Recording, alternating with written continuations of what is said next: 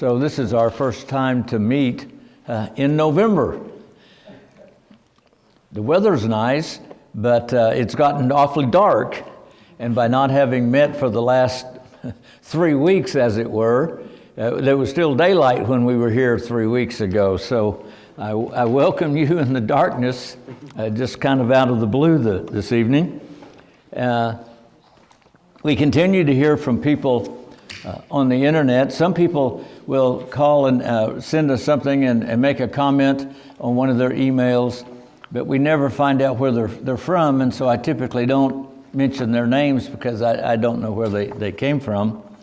But we have had Gary in San Antonio, Texas, Corbin in Akron, Ohio, Pastor Bart in Tupelo, Mississippi, John in Denver, Colorado, and Luke in St. Paul, Minnesota, that have been watching one of the videos and have contacted us to let them know they are. And so we welcome them and others that are watching us, of course, on YouTube or on the church's website, as well as every one of us here this evening.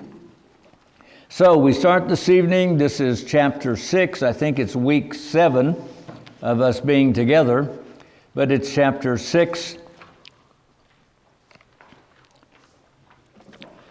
And we're ready to make our comments, our fourth comment about the tree that we have chosen. Our fourth comment on the tree of knowledge as the judgmental tree. This would be in the material you just walked in and were handed this evening, is where we are. What, page 136? Yes. Okay. Previously, now back in October, in our discussion of the serpent's tree, we noted 4 characteristics or points of view from which to approach understanding the world of the serpent's tree, the world that is caused by this tree. We've already discussed the first 3. Number 1 was the tree of knowledge is a serpentine tree that gives us a knowledge by division. It divides everything. The tree of knowledge, secondly, is a sensate tree. It gives us knowledge based on and from the 5 senses.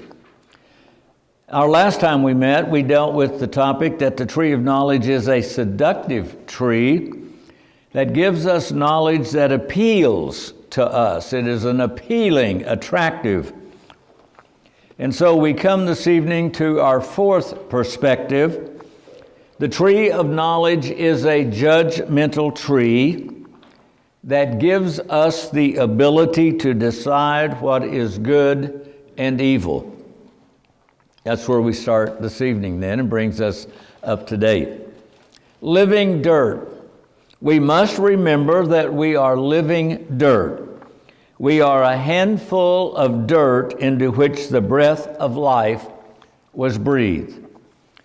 I have here again from Genesis, printed the Septuagint in Greek, and you can actually see underneath each one of the words, the text there in Genesis 2:7, how God molded the man from the dirt, from the earth, and creatively blessed and breathed into them face to face the breath of life, and he became a living psyche, is the actual word in the Greek language, became a living psyche.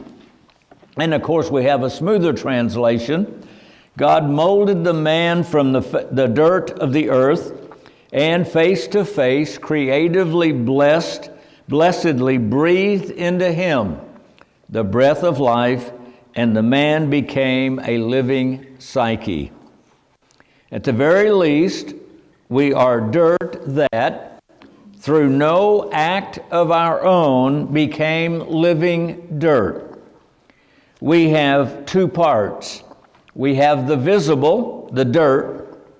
We also have something that's invisible. We don't know what it is, but we know when we have it because it makes us alive. And when we don't have it, we're dirt that's no longer alive. We know there's something between just dirt and being living dirt. So we are more than living dirt. The story does not say we became living dirt. We are something new. We are something more than dirt and something more than living dirt. We are a living psyche. We are not a non-material inner life occupying a body of dirt. Somehow, the dirt and life are mixed together into something called a psyche. I'm not trying to use the Greek language here. It's just, someone called it a soul, but boy, that gets really sticky, and what in the world does that mean? So let's just go with the word that we don't know what it means. We are a living psyche, and let it go at that. We're not just some living creature housed inside like a snail inside of a shell. We are not just a turtle that has a shell that we're attached to, but somehow is totally separate from us. We're not just dirt, and we're not just dirt that's now alive. Somehow we are now a living psyche, something different. So you can't just take something out and all the dirt was just a housing that was there. We are a whole person with two functioning portions. Our non-material portion discerns the distinction between the temporary and the eternal, between that which is apprehended by contemplation and that which is known by the bodily senses. Our bodily portion, with its 5 senses, notices the physical world, and in particular, especially knows the difference between bodily pleasure and pain. We are a single whole with the capacity to know the non-material as well as the capacity to know the material.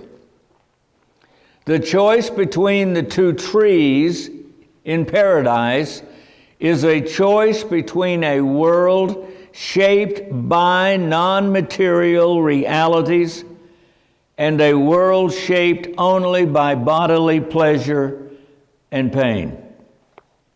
That's the choice. If one wants a world that confines himself solely to discriminating between pleasure and pain, then he eats from the tree of the knowledge of good and evil, and having the ability, based on what sustains the body, he embraces pleasure as something good and rejects what is painful as evil. Adam and Eve chose the tree of the knowledge of good and evil. Believing in the ability of our body's 5 senses to detect and know pleasure and pain, mankind chose to believe in our own power to separate pleasure from pain, and chose to create a world, our own heaven on earth, filled only with pleasure, without in any way experiencing pain. I'm not politicizing our comments, but the creed upon which the United States is built is found in the Declaration of Independence, life, liberty, and the pursuit of happiness, pleasure, the avoidance of pain, creating our own version of heaven on earth. The experience of pleasure. The serpent brought Eve to beware of the sensation of pleasure, the discovery that something was pleasing to look at, that some things created a feeling of happiness and euphoria. Eve suddenly realized and intensive sensory perception, delightfully filling her as she pondered the beauty of the fruit of the tree. As the tree now created the knowledge of, the awareness of pleasure within her. It was the experience of pleasure that Eve offered to Adam. Here, taste this. Experience this. The fruit was not only pleasurable to see, it was even more intensely pleasurable to enter into and be consumed by the pleasure itself. It was the all-intensive experience of pleasure itself to the body senses, that led mankind to abandon all other modes of living, all other methods or ways or matrix, to pursue a life and create a world based on the human body, its senses, and its experience of pleasure. You see, we're back here just staying in the garden, staying in paradise, exploring the beginning and how we got where we are with these choices. The mind of the flesh replaced the intellect of the invisible, the contemplation capability of the invisible, as the ruling arbiter of knowledge. All knowledge was bodily known knowledge. All knowledge is bodily known from this tree. That's how we know from the senses. The serpent's tree now taught us its kind of knowledge, its way of knowing. Pleasure is good, pain is evil. Choose pleasure, avoid pain. Rules to live by. The serpent's tree activated more than the experience of pleasure. It activated the awareness of pleasure. It activated this sense that it's there. I can spot it. I am experiencing pleasure. This is fun. This is good. This is pleasurable. See, you're aware that it is. And the memory of that which we became aware of is knowledge. The memory of the experience became our knowledge of pleasure. We did it, it felt good, and we remember it, and because memory is knowledge. That's what we know. I know I liked it, or I know I didn't like it. Knowledge is based on the memory of how our body responded to something. Experiencing something as pleasurable is one thing. To be aware that I like this, that I find this pleasurable, is a step removed from the experience itself. I'm remembering it. I know that I do. I look forward to getting to eat that cobbler again. The memory of awareness is knowledge. I know that I like that. I remember the experience and how it made me feel.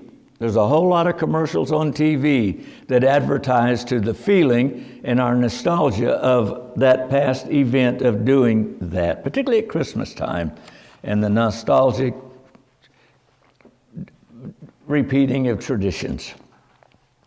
Likewise, the human body experiences pain, knows that which is not pleasurable, but hurtful. The intellect of the invisible discerns the difference between life and death. That's the other tree. We're going to get to it. The intellect, the other side of knowing, knows the difference between life and death. This way of knowing from this tree knows the difference between pleasure and pain. One tree knows the difference between life and death. The other tree knows the difference between it feels good or it hurts. The intellect knows the difference between life and death. The mind of the flesh, based on the experience of the body, has the power to discriminate between bodily pleasure and pain, or rather, it persuades sensation to embrace pleasure. Leave that alone, grab that, while rejecting pain. Pleasure is to be sought. Mankind, having chosen the bodily tree, is now confined to a life of deciding between pleasure and pain. Pleasure was to be pursued, pain was to be avoided. Good and evil are values placed on the experience of pleasure and pain. Pleasure was deemed good, pain was deemed bad. Experientially, existentially, the serpent's tree was the tree of the experience of pleasure and pain. Epistemologically, in terms of knowledge, it was the tree of the knowledge of good and evil, the knowledge of pleasure and pain. Opposite sides of the same coin. By now, in our extended discussion of the tree of knowledge of good and evil over these several weeks, it is quite obvious that there is a great difference between the two trees and between their natural powers of discrimination. One discriminates or tells the difference between life and death, the other between pain and pleasure. That is, one tree focuses on and recognizes the difference between the invisible and the visible, the difference between that which gives life and that which gives death, while the second tree focuses on and defines the difference between good and evil. Our discussion will soon bring us to part 2, the tree not chosen. But let us not be in a hurry or grow impatient, lest in our haste to go forward, we allow to remain hidden the deadly nectar that poisons the lives and kills the relationships of all who consume the addictively delicious fruit of the serpent's tree. Let us consider the identity of the serpent's tree hidden in its name, the tree of the knowledge of good and evil. The terms good and evil are used without placing a value on either. The terms good and evil are not two separate and distinct realities that stand alone. The term "and" between the two terms does not separate them, it unites them like a hyphen together. The words good and evil are uttered unequivocally and without distinction, which can create a great spiritual deception among the learned who do not approach the text with wisdom and circumspection. It is not the knowledge of good. It is not the knowledge of evil. The serpent's tree is the good-evil tree. It is the knowledge of good-evil that it gives us. But you, being truly wise through grace, should know that what is simply said to be evil is not absolutely evil. It is evil in relation to something else.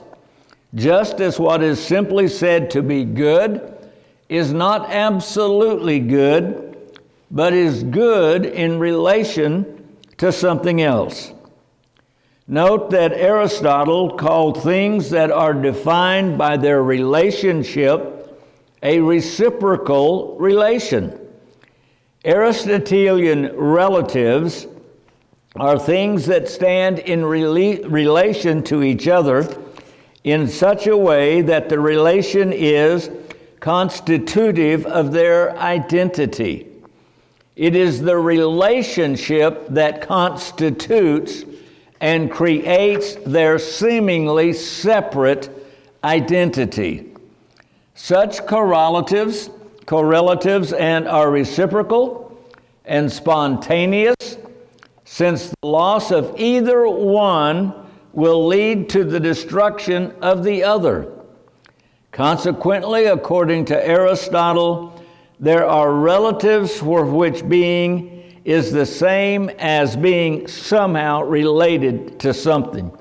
For example, the terms husband and wife are reciprocal terms. Neither term, nor more importantly, does neither reality exist separated from the other. Husband automatically implies wife. Equally, wife implies husband. Neither term and neither reality exist without the other. Separate and apart, the terms have no meaning and no reality. You cannot talk husband and it not imply wife. It's impossible. And vice versa. The same is true for good and evil. They are reciprocal. They are united together in such a way as husband and wife imply each other. You see, the chosen tree that we chose has only one coin. We can call heads or we can call tails, but there is only one coin being tossed into the air. It's the serpent's coin from the serpent's tree. It does not matter which side we choose, it's still the serpent's coin that we choose. Let that soak in.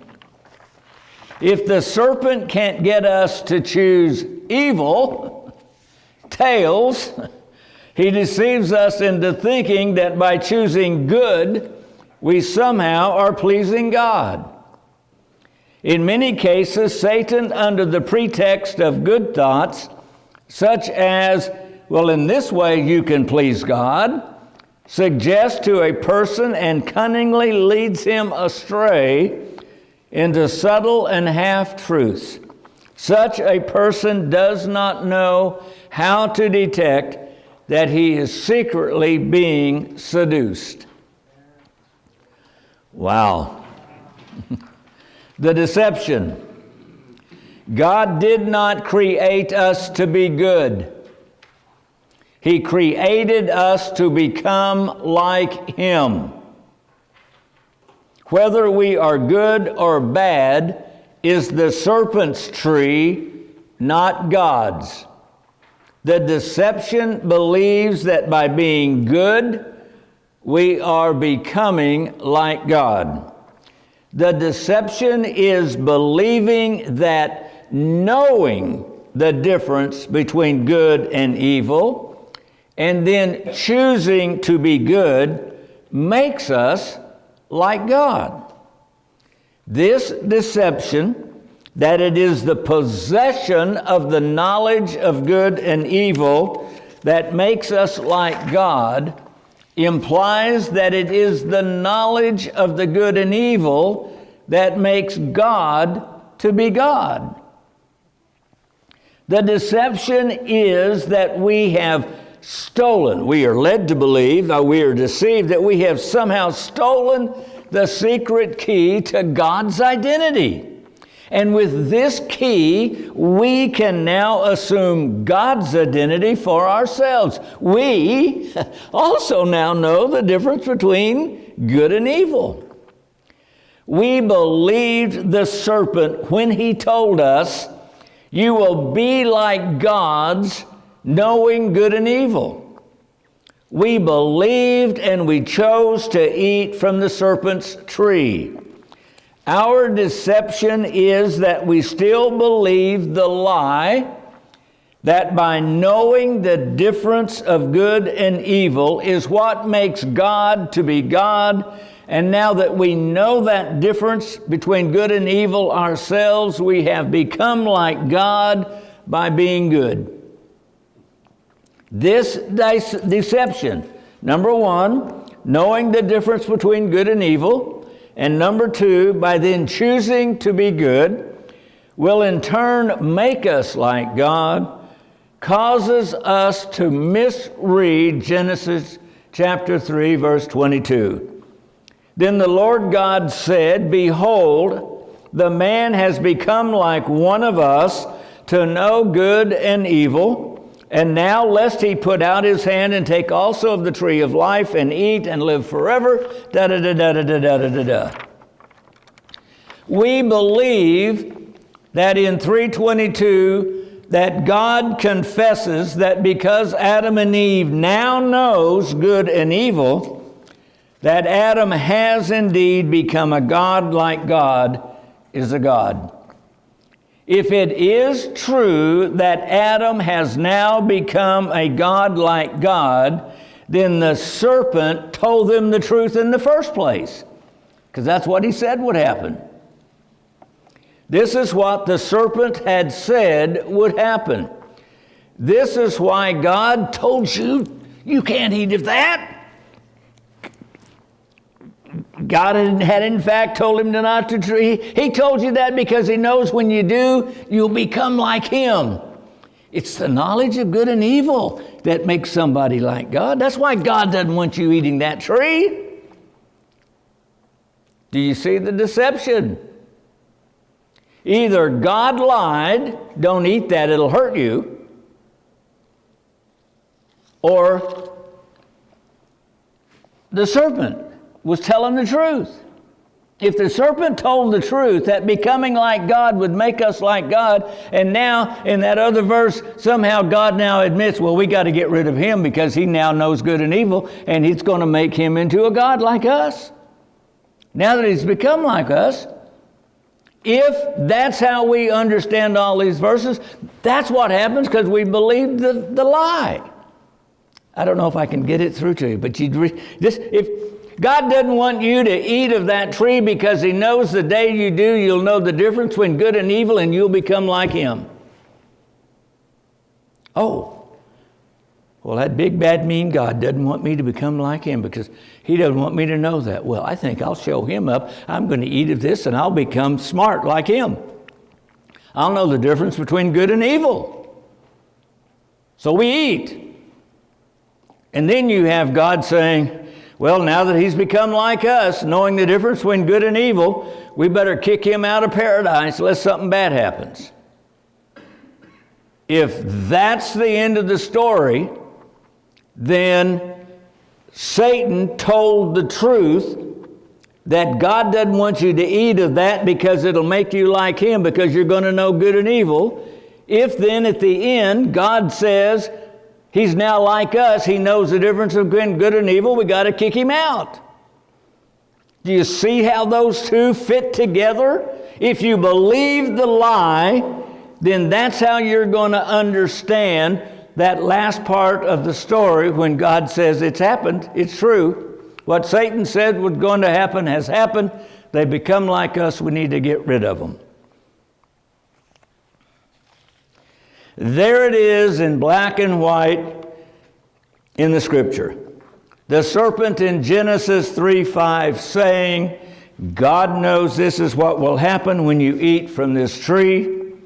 And God saying in 3:22, what the serpent told you would happen to you has happened. Therefore, I'm kicking you out of paradise. Who are we going to believe? We are faced with the same decision Adam and Eve faced. Who do we believe? Was Satan telling the truth? Is that why we're not supposed to eat from this tree? And is God verifying that that's the truth? Or was Satan telling a lie, and because we believe the lie, we have completely misunderstood what God is saying in the verse at the end?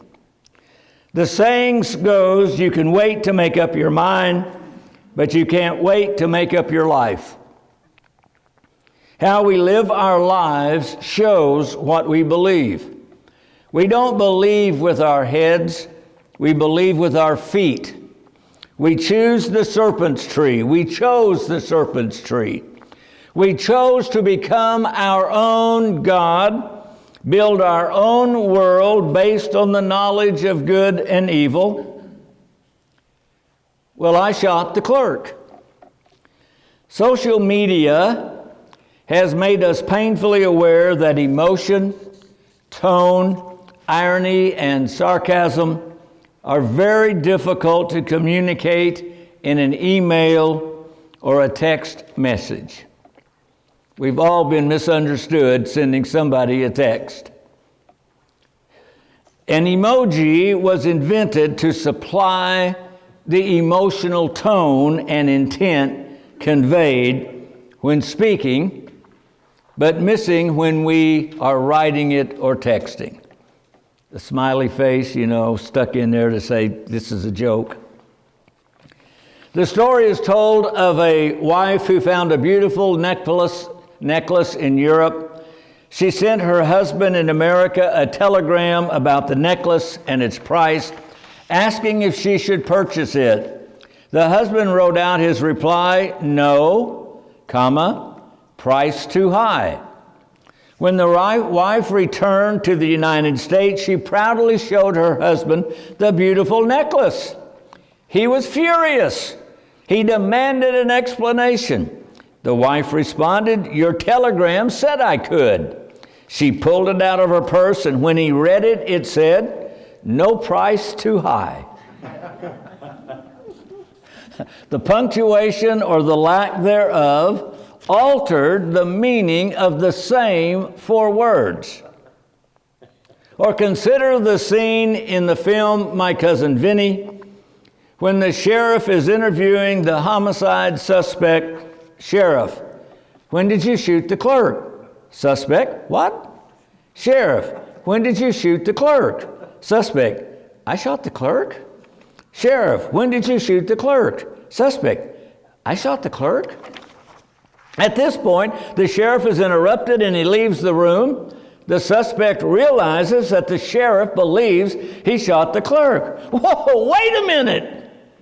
But the sheriff has left the room and doesn't hear him. So at the trial, the sheriff testifies the suspect confessed to having shot the clerk. When asked to read from his notes, the sheriff reads, Sheriff, when did you shoot the clerk? Suspect, what? Sheriff, when did you shoot the clerk? Suspect, I shot the clerk. Sheriff, when did you shoot the clerk? Suspect, I shot the clerk. The suspect had quizzically asked a question, I shot the clerk? With a question mark. The sheriff, however, had heard it as a statement, I shot the clerk, and wrote the suspect's comment with a period, not a question mark. Every fan of a Hallmark movie knows in every romantic comedy, when there is about 15 minutes left in the movie, a sudden conflict will occur to cause the couple temporarily to split up. At least 90% of the time the conflict occurs over an overheard remark, completely misinterpreted, or visually seeing something that is completely misunderstood. In a Hallmark movie, this obligatory conflict often comes across as weak and contrived by the writer of the script. Now, having reminded ourselves of subtlety and ambiguity of speech, those were all examples of it if you missed what we were doing. Let us now reconsider Genesis 3:22. The Lord God said, Behold, Adam has become like one of us to know good and evil, and now lest he put out his hand and take also of the tree of life and eat and live forever. Do we correctly understand what we have just heard? Or like a cheap and contrived scene in a Hallmark movie, has the serpent deceived us into thinking it says one thing, when in fact that verse says something else entirely? We are the ones eavesdropping on a conversation in the Trinity and misunderstanding and misinterpreting what was said. We are the ones believing the lie of our misunderstanding, who break off our relationship with God and instead eat from the tree of the knowledge of good and evil. You see, it was the serpent who planted the seed of deception in verse 3:5. You will be like God, knowing good and evil. Adam and Eve believed the serpent, ate from the tree. In the aftermath, a conversation now takes place within the Trinity, in which the Trinity says ironically, behold, Adam has become like one of us.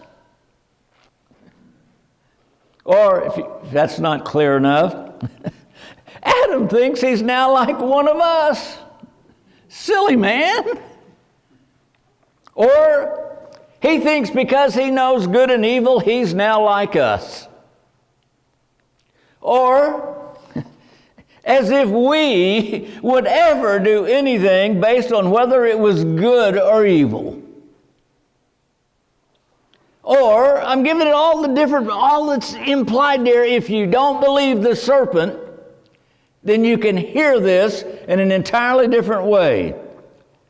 What do we have to do with good and evil, Adam? That's the serpent's gig, not ours. Oh, Adam, how great is your deception? What makes you think you're like us when you don't even know who we are? You don't even know who you are, much less who we are. See that? The Lord God said, behold, Adam's become like one of us. He thinks he's like one of us. Isn't that ridiculous? You ever seen a little 2-year-old kid or a 3-year-old kid trying to walk around in their mother's shoes or their dad's shoes? He's like one of us, Jerry. We don't mean that. Look at the difference between him falling out of that pair of shoes. But we say that. But we don't mean it literally when we say that. Or if you've got someone in the family that smokes a pipe and the 3-year-old boy picks up the pipe and sticks it in his mouth. Oh, he's just like Papa. He's not. He thinks he is at that moment, but that doesn't make him into an adult behaving that way. We're eavesdropping. It is your deception that drives you out of paradise. You have chosen this tree, and it's now created your center of your world and your life. There is no paradise from that tree. It is your deception that placed the chosen tree at the center and now turns paradise instead into your good-evil world. And unlike a Hallmark movie, there is no quick fix. There's no happily ever after ending sealed with a kiss. So, thinking we're now like God, it is the choice to make the serpent's tree the center of our world that then has created this good-evil world in which we now live. Armed with our newly gained knowledge, the knowledge of good and evil, we are now suited for living in our new world that our choice has customized for us. We now live in the world we have chosen to create and live in. It is our world. We created it. we are the gods that created it. The serpent told us the truth. We have become like gods. The serpent's deceit was not in what we received, not in what we became. We received and became exactly what he said we would. He gave us what he said, but what he said is not what we thought he said. Ever bought something the same way? We thought, he said, we would become like God. We thought the serpent told us that God doesn't want us to eat from this tree because when we do, we will become like him. That is, we will become like God himself. However, the serpent deceived us. He did not say we would become like God, singular. He said we would become like gods, plural. In the Septuagint, Genesis 3:5 reads, and there it is, and if you notice at least when you're reading across the first line that's there, the third one over is God. It's bold, and if you look above it, you can see in Greek it's dark. The circle with a line across, eos, theos, the word for God. And then if you come over to the next page, the center line that goes across, you will become like, and I've got it boldened for you, the word gods, plural. And you look above it and you can see that it's a circle with the line through it, eoi, theoi, which is plural. You will become like gods. In the Septuagint, the singular term theos, God, is used for God himself, and the plural term theoi, or theoi, is for what those who eat from the serpent's tree will become. We have not become like God. We have only become godettes, little gods, masquerading as God. The little boy smoking the papa's pipe. God mocks us when he says, mankind thinks they've become like us now, that they have this good-evil knowledge. This deception has now crept into many contemporary English translations of the story in Genesis. Contemporary English translations have abandoned the original English translation of the King James of 1511, which did follow the Septuagint. Today's New King James Version, along with many other modern English translations, now translates Genesis 3:5 to read, you will become like God, singular, instead of you will become like gods, plural. Thankfully, the Orthodox Study Bibles correctly translates Genesis 3:5. You will not become like God. That wasn't what he said. You will become like gods. You'll become godettes.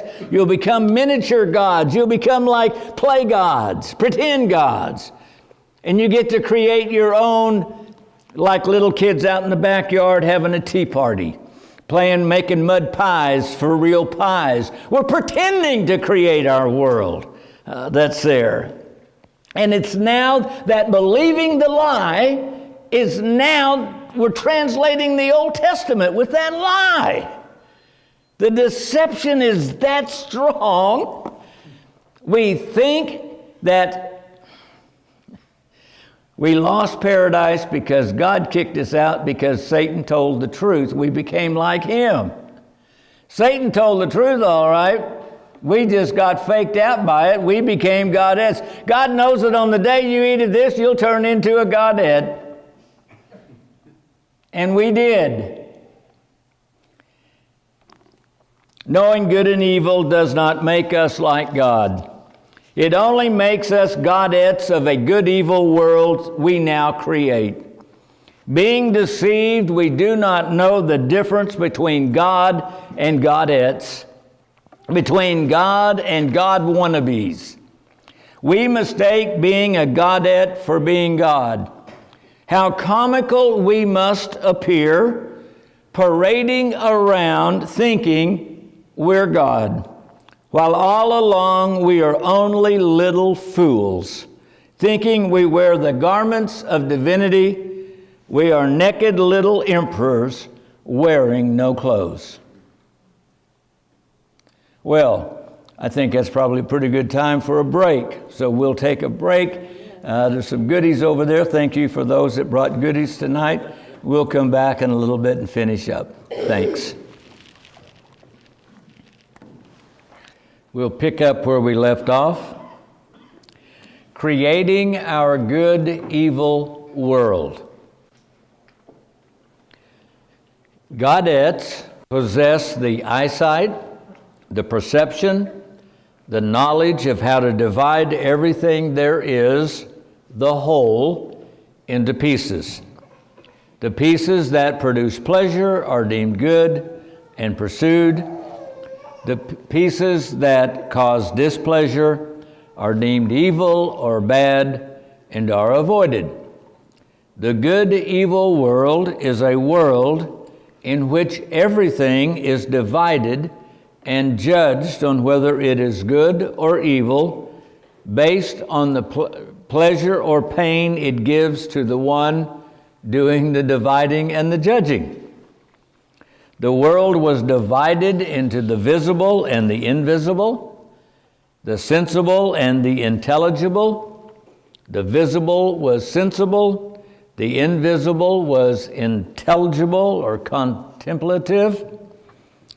We have two ways of knowing, with our body and the senses, and how we know when we know without knowing how we know. The visible, sensible became the earth. We called it the earth. The invisible, intelligible became heaven. That's how we divided heaven and earth. We divided them rather than leaving them interpenetrated. Mankind inhabited the visible, sensible world of the earth. The gods dwelt in the invisible, intelligible world of heaven. Heaven was sacred, the earth was profane. We've just one example of how we divide everything. That which was pleasurable was pursued, pain was avoided. Personal pleasure led to having likes and dislikes. Likes became preferences. Preferences became habits. Habits became transgenerational. They passed from one parent to the child. Differences in preferences created divisions among persons, among tribes, among nationalities, among races. Preferences became rules. Rules became laws. Good behavior was rewarded. Bad behavior was punished. The good-evil world blessed those who did what was deemed good. It punished those who did what was deemed bad and evil. In a world created by little gods, the threat of pain and punishment became necessary to force people to be good, to conform to the accepted preferences that conform to the accepted norms, the accepted preferences of the person, group, tribe, or nation. Since the end of the Younger Dryas about 12,000 years ago, the last 10,000 to 12,000 years of Neolithic human history is filled with a variety of peoples, cultures, and civilizations, with each creating its version of a good-evil world. The courtroom of the United States Supreme Court contains two 40 feet by 7 feet marble friezes depicting a total of 18 great lawgivers of history, representing ancient Mesopotamian, Egyptian, Chinese, Greek, Israelite, Roman, Islamic, Western European, and American cultures. Included in the Supreme Court is Hammurabi, whose Code of Hammurabi is one of the oldest surviving set of rules in human history. From about 1754 BC, his code begins, and I printed it out for you there. It's got all that stuff, but if you go down to where it's in bold, right above it, and Bel called me by name Hammurabi, the exalted prince, who feared God, to bring about the rule of righteousness in the land, to destroy the wicked and the evildoers, so that the strong should not harm the weak, so that I should rule over the black-headed people like Shamash, and enlighten the land to further the well-being of mankind. Not only is the Code of Hammurabi one of the oldest extant copies of ancient laws, it specifically admits its function is to bring about the rule of righteousness in the land and to destroy the wicked and the evil doers in order to further the well-being of mankind. We've got the good, the righteous, we've got the bad, and my job is to punish the bad so the good have it better. The Code of Hammurabi is indicative and representative of all legal and moral systems of rules defining human behavior as good or evil. All mankind has learned the knowledge of good and evil and has created its version of a good-evil world. At its heart, every good-evil world is a world based on pursuing pleasure and avoiding pain. British philosopher Jeremy Bentham created utilitarianism based on the principles of pleasure and pain. Bentham's successor, John Stuart Mill, explained that happiness is nothing but pleasure and freedom from pain, and that beyond pleasure and pain there is no good and evil. For over 10,000 years, mankind has created and given life to a world based on pleasure and pain. When Eve saw, perceived, and imagined the experience, that created the desire, I can see it, of how delightfully pleasurable the fruit would taste, she not only gave life to pleasure, she gave her life to be a life seeking pleasure and avoiding pain. Ideas change the world only when they change our behavior. Adam and Eve created the good-evil world we all live in when they no longer simply thought about eating that fruit, but when they chose it by actually eating it with their behavior. They reached out and they grabbed it, and they physically embraced the serpent's tree to be the tree at the center of their lives and at the center of their children's lives and their grandchildren's lives. It is our behavior that seeks pleasure and avoids pain that we're talking about.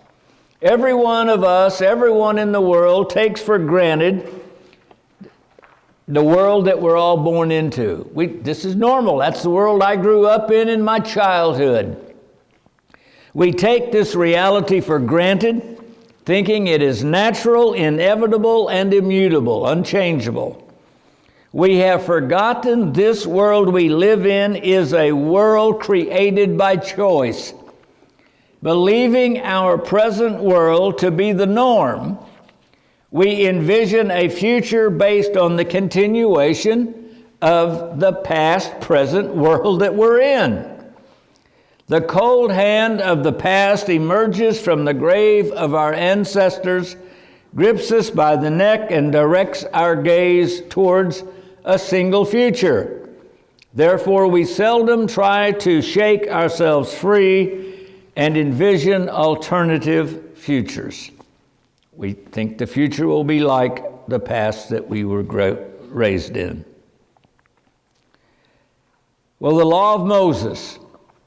300 years after Hammurabi, Moses, Hebrew by birth, Egyptian by training, found himself on the backside of nowhere, tending his father-in-law Jethro's sheep.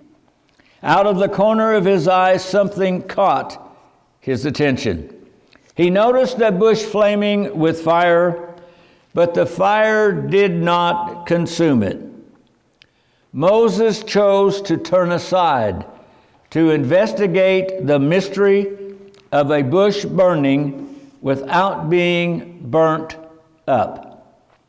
When Moses approached the fiery bush, he did not investigate it, or examine it, or analyze it like a biologist dissecting a frog, or a medical examiner performing an autopsy.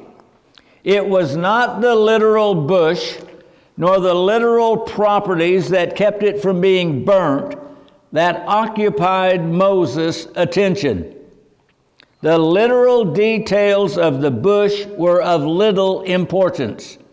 It was the presence blazing forth and around the bush that had his full attention. Likewise, let us turn aside and consider Moses standing before the bush. For Moses and the bush, strictly speaking, even now continue to exist, for that which in the literal account took place in the past is always standing before us, being mystically present in our contemplation. The issue for us is not Moses, nor is it the bush. The issue also is not details of the story, nor the literal words of Scripture, other than how we pointed out, but even there, they're not an end in themselves. The issue for us is the same as for Moses, the one who is, in whose presence we now stand. It's not just that we learned a Greek word or we saw theo and theos singular and theoi plural. That opens up to something larger than just an academic word lesson. The bush caused Moses to turn aside. The story in Exodus, these words of Scripture have caused us to turn aside. These words in Genesis have caused us to turn aside. But they are not the goal. They are not an end in themselves. They are the means, the tool that gets our attention, that causes us to turn aside, that we also might encounter the one who is, whose presence burns within the bush, the means, the tool by which we have turned aside. That's what the Greek lesson was all about. We turned aside. The bush is not the goal. The Bible is not the goal. Understanding the words is not the goal. It is not the oil in the lamp. It is not the wick in the lamp. It is the burning presence within the bush that draws us to the light within the lamp. We are surrounded by stuff filled with the burning presence. It is not ideas that change the world. It is our behavior that changes us, and we change the world. It was Eve's behavior to reach out, to grasp and take and eat the fruit that changed her and changed her world. If that's too allegorical, it is when we reach out and receive the presence into our lives and interact with that presence, that we are changed, not mentally, not academically, experientially. And our lives are changed little by little, inch by inch. We begin to be different in our behavior. It was Moses' behavior to turn aside, to look closer at the mystery that changed him. And he changed the world. In Cecil B. DeMille's movie, The Ten Commandments, Moses' wife Zipporah tells the Queen of Egypt, "You lost Moses when he went to look for his God. I lost Moses when he found his God." It was when Moses turned aside that he who is spoke to him. Mosaic law functioned for ancient Israel the same as law functions for all peoples and cultures. It provided order to human behavior and reduced one's exposure to risk. In a good-evil world based on pursuing pleasure and avoiding pain, people create rules for themselves that define good and acceptable pursuits of pleasure and punish evil pursuits of pleasure that bring pain to the group. St. Paul, an Israelite who called himself a Hebrew of the Hebrews, believed that the function of law itself, whether secular or religious, derived from God. The content of the laws might differ, but the function remained the same: to define good and acceptable behavior and to punish with pain unacceptable behavior. We call it law and order. Let me just quickly read together with us Romans 13:1. "Let every soul be subject to the governing authorities, for there is no authority except from God, and the authorities that exist are appointed by God. Therefore, whoever resists the authority resists the ordinance of God, and those who resist will bring judgment on themselves." You're going against the rules of the society in which we find ourselves. "For rulers are not a terror to good works, but to evil." If you do the things that the law says do, you're okay. If you break the law, then you're in trouble. "Do what is good, and you will have praise from the same. For he is God's minister to you for good. But if you do evil, be afraid, for he does not bear the sword in vain." He's going to come get you. He is God's minister and avenger to execute wrath on him who practices evil, as defined by the laws of whatever country we happen to be in. "Therefore you must be subject, not only because of wrath, but also for conscience sake. For because of this you pay taxes, for they are God's ministers, attending continually to this very thing. Render therefore to all their due, taxes to whom taxes are due, customs to whom customs are due, fear to whom fear is due, honor to whom honor." Every parent always has to teach our children, when you have that red light flashing behind you, stop. Don't run. Every day we see in the paper, here on the news, there's been another car chase, and the car flips and kills whoever was in the car. If the police are after you, stop. When you get out of the car, go to the ground. You don't say no, you don't say but. If you want to come home alive tonight, submit to the authority of the situation. That's good and evil. That's what it means. If you do good, you stay out of trouble. If you're in trouble, do good, get to your knees and yield. That's what good and evil is. It keeps us out of trouble. It reduces our risk, our exposure to risk, gives us a chance of coming home alive. We live in a good-evil world based on pursuing pleasure and avoiding pain. Even though this world we created is not God's world, no matter how much this world is fallen, nonetheless, this is still God's universe. God therefore ordained that mankind's good-evil world structure itself according to the preferences of the whole, lest mankind destroy itself in the chaos of individualism and anarchy, with each one pursuing their own pleasure and inflicting pain without regard to others or to the whole. The function of law imposes the collective preference of good and evil upon the whole. It's a fallen world. If we're not going to kill ourselves and with marauders, we have to have some body saying this is right and this is wrong, and as long as we all agree and obey the right, we reduce our exposure to risk. The function of law imposes the collective preference of good and evil upon the whole.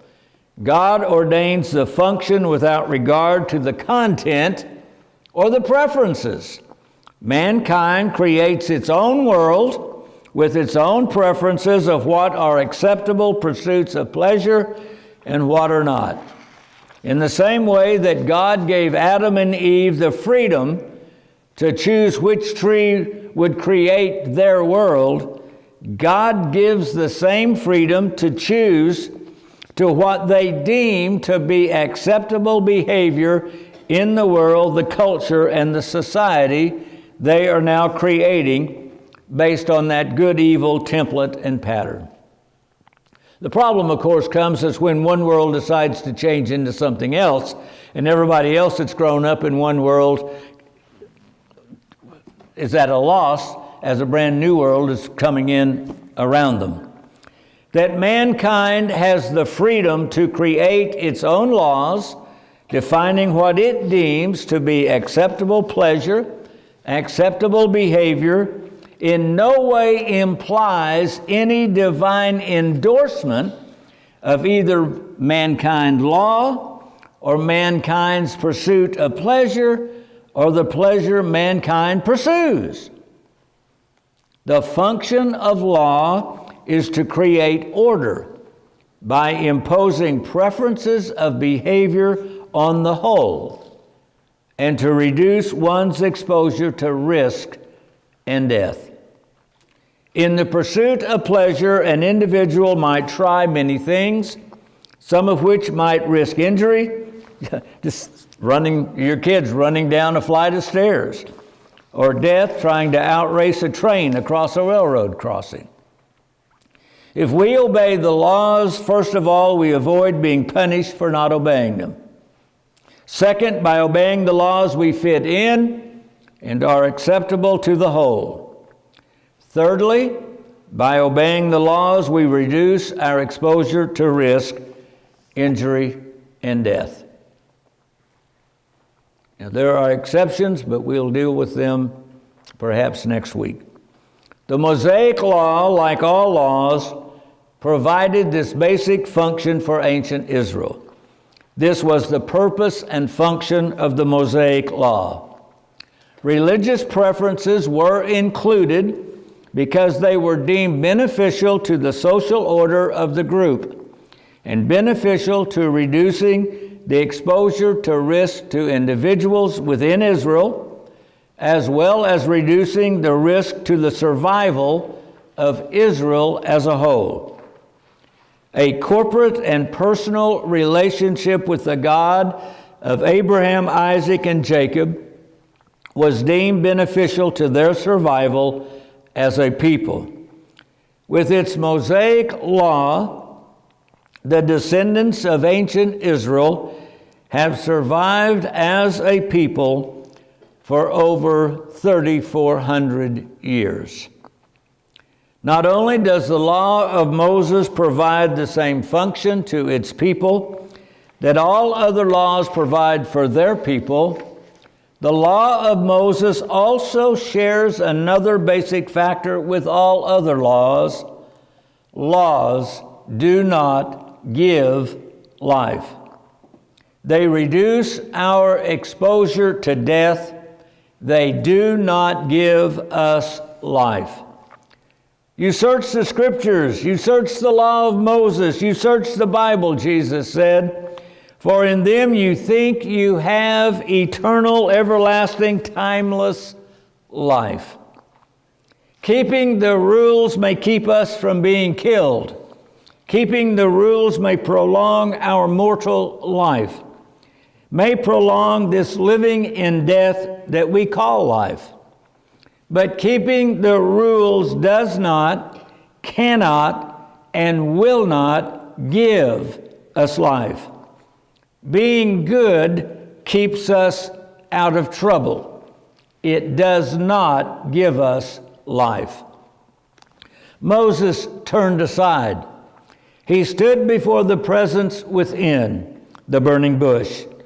From within the midst of the bush, the one who is revealed his presence to Moses. We stand before the tree we have chosen. We don't stand in front of that bush. We stand in front of the tree that we chose, the serpent's tree. The one who is reveals his absence to us. His absence reveals life is absent in this tree. He is absent in the keeping of the law. His absence reveals there is no life in this tree. There is no life in keeping the law. His absence reveals pleasure is not life, and pleasure does not give life. It does not bring us life. His absence reveals this: those who desire life, those who desire the one who is life, must seek him elsewhere. It is not in the keeping of the law that we find him. He who keeps only the law does not find him. He who keeps the law, by not finding him there, finds him by looking elsewhere.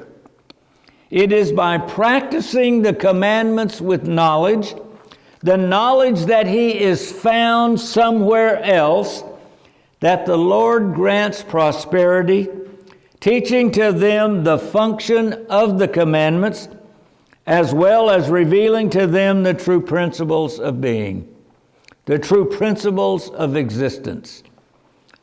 The sixth Orthodox Psalm, Psalm 142, verse 8, that we say in every Orthodox service, verse 8 says, "Cause me to know the way wherein I should walk."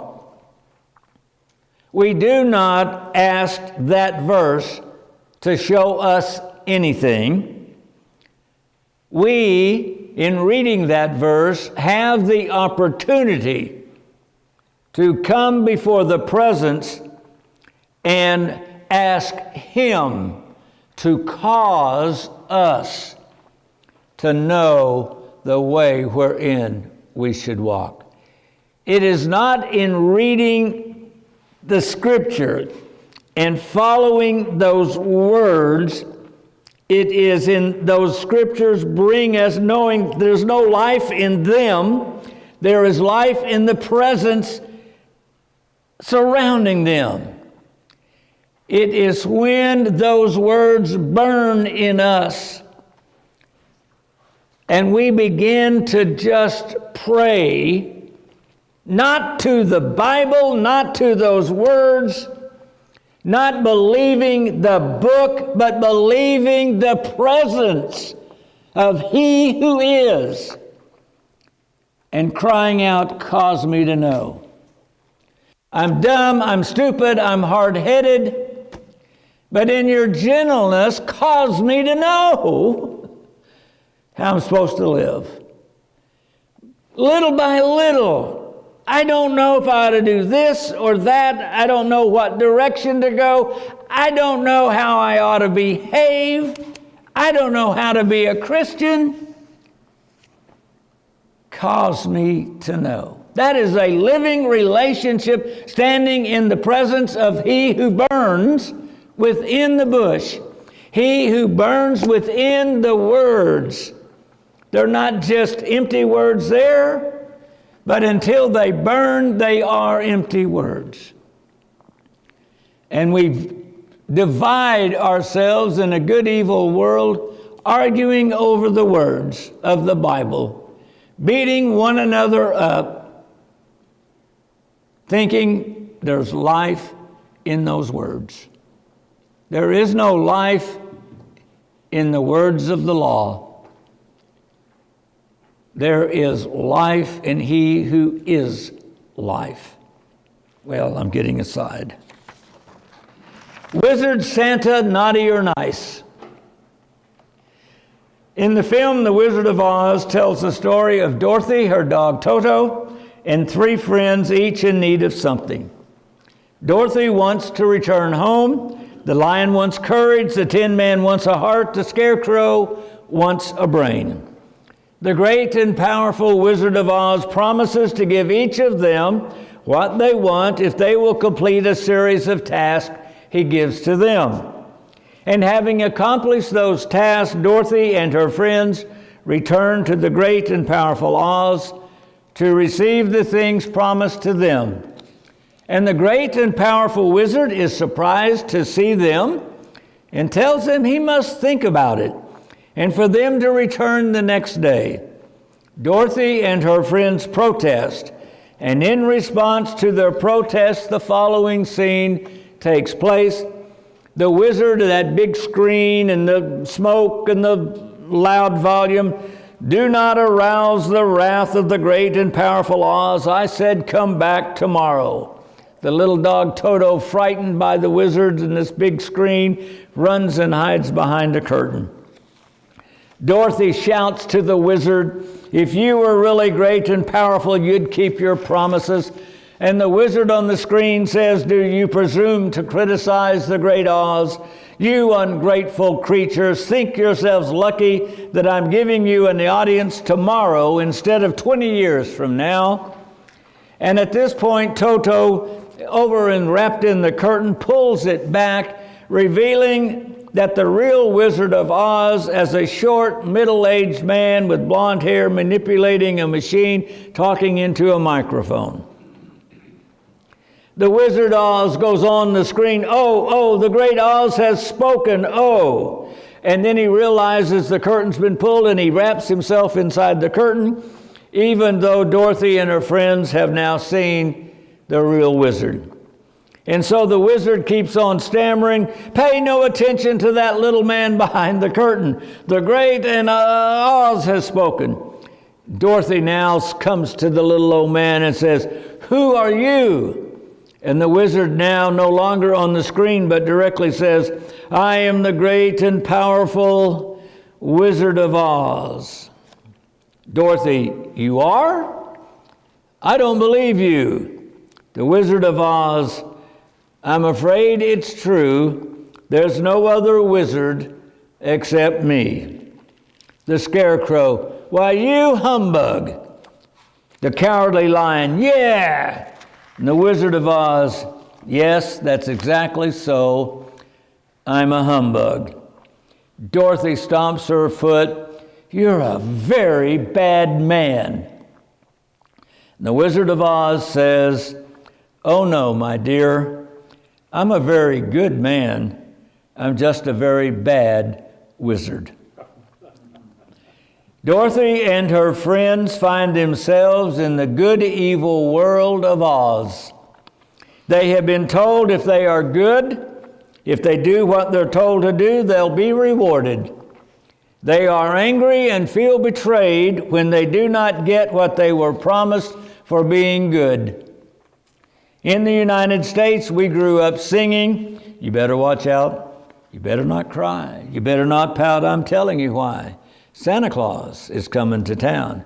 He's making a list, checking it twice. Going to find out who's naughty and nice. Santa Claus is coming to town. He sees you when you're sleeping. He knows when you're awake. He knows when you've been bad or good. So be good for goodness sake." You see, we live in a man-made world where wizards, teachers, parents, policemen, preachers, and even Santa Claus tells us to be good. They promise us we'll get what we desire. And at some point in our life, like Dorothy, we discover the wizard is a fake. Keeping the rules does not give us life. Keeping the rules may keep us out of trouble, but being good does not give us life. Now, staying out of trouble and alive is a good thing, but it's not life.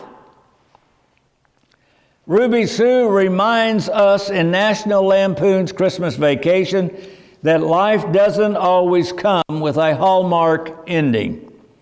Clark.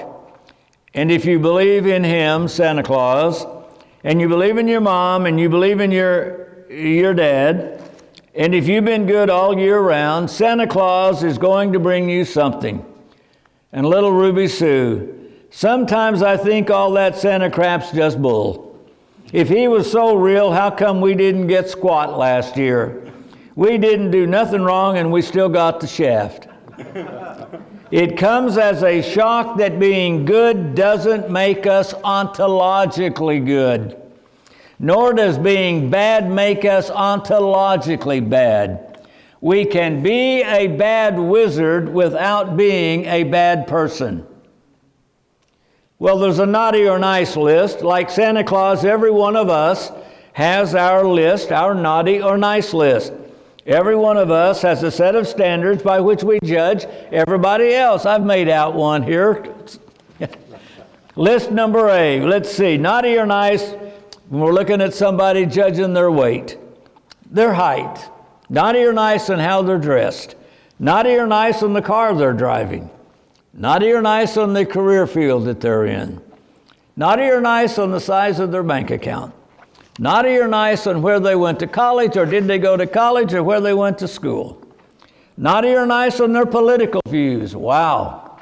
Naughty or nice on their religious doctrines. Naughty or nice on their choice of hair color. Naughty or nice on just how likable they are. Naughty or nice on their ability to do whatever it is they're trying to do. Naughty or nice on how old they are, and et cetera, et cetera. And I helped us out on our et cetera by giving us a list number B. Let's see, are they naughty or nice at being a good wizard, whatever that wizard in our life needs to be? Are they naughty or nice at being a good friend or a good singer? You know where I stand on that one. How about how good a cook they are? What, are they a decent actor or not? Naughty or nice? Naughty or nice as a mother? Naughty or nice as a father? Naughty or nice as a teacher? What kind are they? Or as a teacher or a preacher? Naughty or nice as a clerk that's waiting on me at McDonald's? You know my story. Naughty or nice as a son? Naughty or nice as a daughter? Naughty or nice as a good listener? Etc., etc. The list goes on and on. We judge everything about everyone. We live in a good-evil world. We judge everyone, and everyone judges us. We judge God. We judge the weather. We judge ourselves. There's absolutely nothing that escapes our judgmentalism. The good-evil tree is a tree of judgment. Well, that's where we're going to stop this evening. We've got one chapter left, and we will do that next week, and we will complete a brief little journey looking into the tree we chose, the tree that Adam and Eve chose, and we're discovering the world we created, the world we're living in, created by having the knowledge of good and evil. I look forward to finishing part 1. We said we were not going to take forever. This is not the Gospel of John. It lasted 2 years to get us through. And so we're moving at what may seem like a snail's pace to you, but probably feels like we're whizzing on by to already be done with part 1 in our session tonight. And so I look forward to finishing part 1 with you next week together. Thanks.